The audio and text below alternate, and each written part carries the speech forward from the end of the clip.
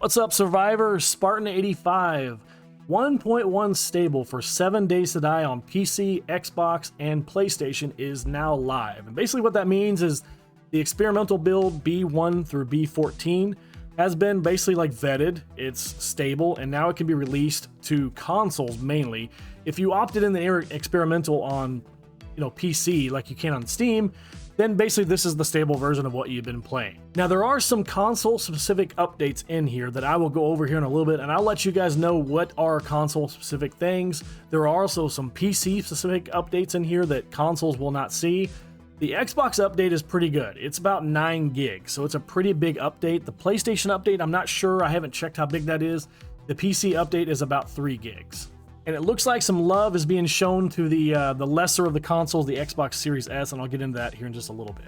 If you want to see the full notes, I will link the description in the video description. I'm not going to go over every single thing in this update log. I'm going to go over the main things. I'm going to show off a couple things, go over the big parts, and if you want to see the entire thing, like I said, I'm going to link it in the video description. So basically, when you log in today on Xbox or PlayStation, the update should be queued, or you'll have to opt into the update.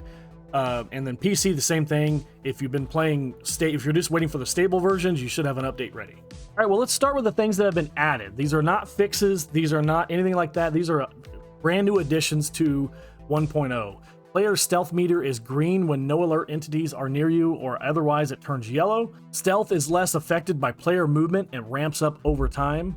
Controller support for the 3D map preview of the random world generator window. So if you're on PC and you play with a controller, now there is support for the 3D map viewer. This might be something they're adding for random world generations in the future though, as we're still waiting on that for consoles. So hopefully this is just them getting it ready to be released on consoles, adding these small little fixes. And this is one of the few PC only additions. Basically they've added icons for PlayStation or Xbox with a controller support, and there's settings you can go into on PC. You can change the controller, if you're using like a Steam controller or maybe a PS5 controller, whatever, you can change the icons to match either PlayStation or Xbox if it's not already.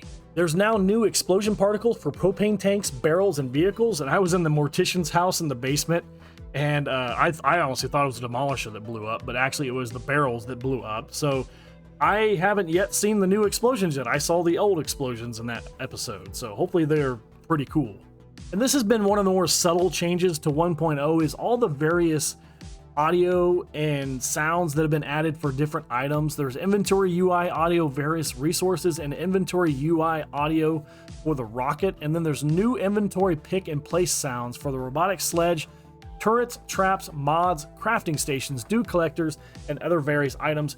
And they've kind of added that throughout 1.0 and at the beginning of 1.0. Almost every item has its own little noise when you move it from the tool belt to the inventory or you're placing it. Almost every item has its own little noise. There is now blood splatter to the zombie bear and the dire wolf. There's also been some changes to the Twitch integration. Enable all and disable all for extras through the Twitch options menu. I'll have to check that out later. I haven't been on the Twitch integration for a little bit, but that should be pretty nice to be able to enable all or disable all features like that.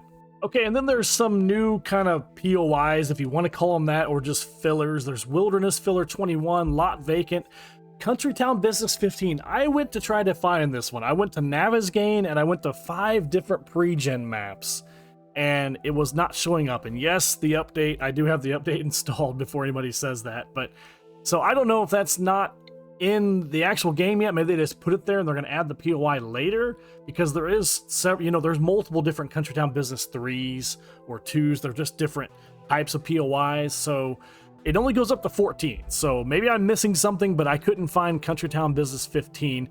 And then there's some various Remnant Downtown fillers. All right, so that's all the additions. Now I'm going to go over to the fixes and the changes, and I'm going to start with what's specific to consoles, mainly what's specific to Xbox. It seems to get the most love in this update.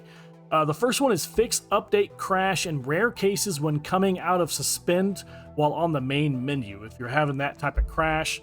There's also Xbox crash if game suspended while initial loading shows loading particles. And I have had that one before, the loading particles crash.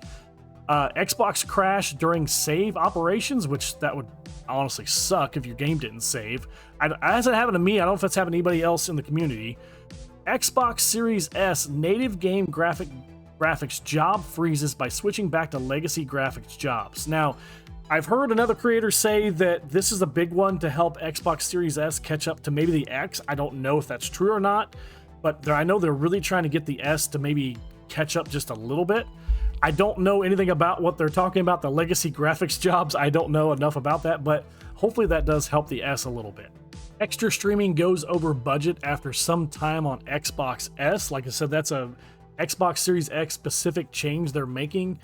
And I maybe I have experienced that. I know in the last time I was at Higashi Pharmaceuticals, I had the most lag I have ever experienced on console, but it also was in a desert city. So I don't know if that's maybe gonna help that out a little bit, the lag, if it's going for that, or if it's just gonna help maybe graphics a little bit. I'm not really sure. And then the last change that's specific to consoles is they removed FPS scaling option for consoles. So there was an option on consoles that the frames per second scaling, they took that out. Honestly, I don't even remember seeing that. I know there was one on PC that I was figured always was added for, you know, older, lesser PCs and consoles, but now it's totally gone. So like I said, there are some specific changes to consoles, a lot of it for the Xbox Series X and the Xbox. Hopefully this is going to stop some of the crashes. I don't see a lot for, I don't see anything Sony or PlayStation specific though. All right, so we're now going to go to the changes, and this is for everything. This is for PC and both consoles. Balance stealth effectiveness for all combination of perks, armor, and light levels, which sounds really good. They're going to balance all the stealth. I like that. They've also reduced the distance from and radius that AI picks to investigate near the target, so trying to help the AI be a little bit better of a detective, I guess, to try to find us. And there's been some other changes to stealth. Here's another one. Balance player stealth enemy search duration reduction from perks and armor. There's been a lot of changes to like stealth and all that stuff. Increase assassin and rogue outfit sneak effectiveness based on the other stealth calculations and balance adjustments. Like I said, big changes to stealth, what they're trying to bring. And I have noticed from the big change from 1.0, it's been harder to be stealthier. It has been much harder. So hopefully, I don't know if they're trying to go in the direction of letting it be easier to be stealthier, or if they're trying to make the AI find us a little better. We're just gonna have to get out and play this, honestly.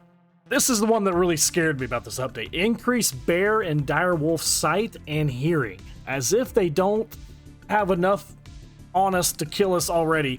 Now they can see and hear better. All right, and this one hurts. I made a video on the trader vending machine exploit. I call it a glitch, exploit, whatever you want to call it.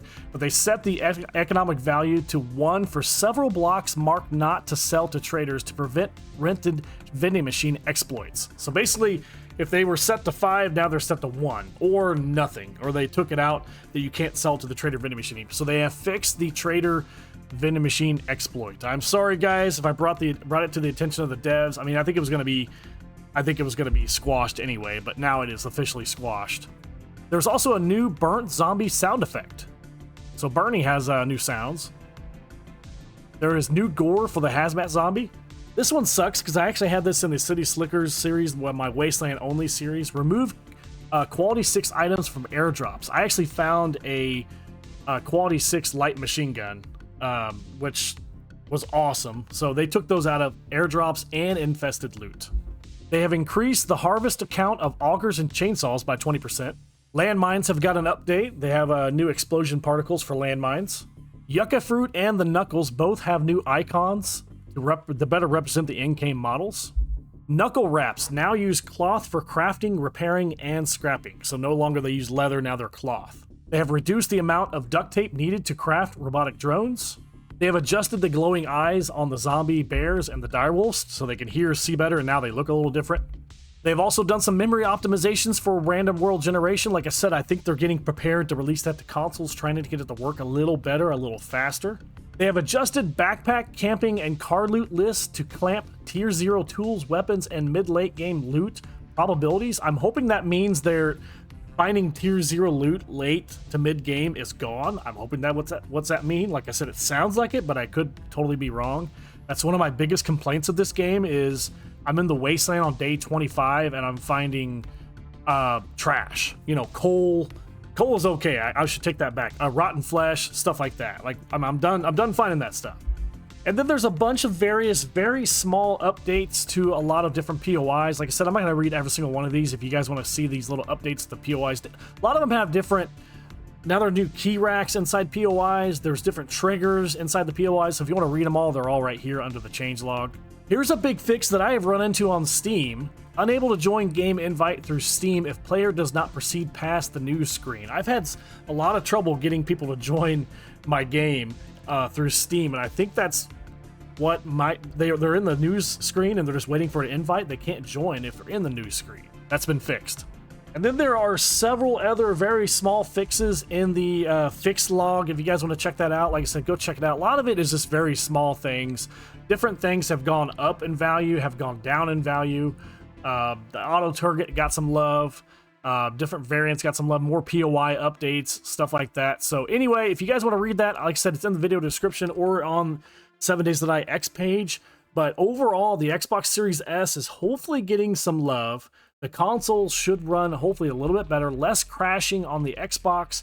I didn't really see anything about the crashing on PlayStation. I know a lot of people have said, you know, hey, there's a lot of crashing going on PlayStation. So I didn't really see anything in here about Sony, anything like that. Looks like we are moving a little closer to random world generation being on consoles. So there's some optimization being added. Nothing about crossplay in here. I think we're still waiting on Sony maybe sign off. That's really the last I've really heard, and it's been a couple months I've heard anything.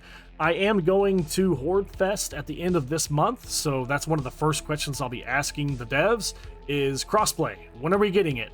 Because yes, I am waiting patiently for crossplay. So, all right, guys, I'm going to sign off. Let me know in the comments what you guys think of this change, about this fix. What are you most excited about? What do you hate the most? What are you most excited about coming up? Is it crossplay? Is it random world generation for consoles? What is it? Let me know. I'll catch you guys out there. See you later. Bye.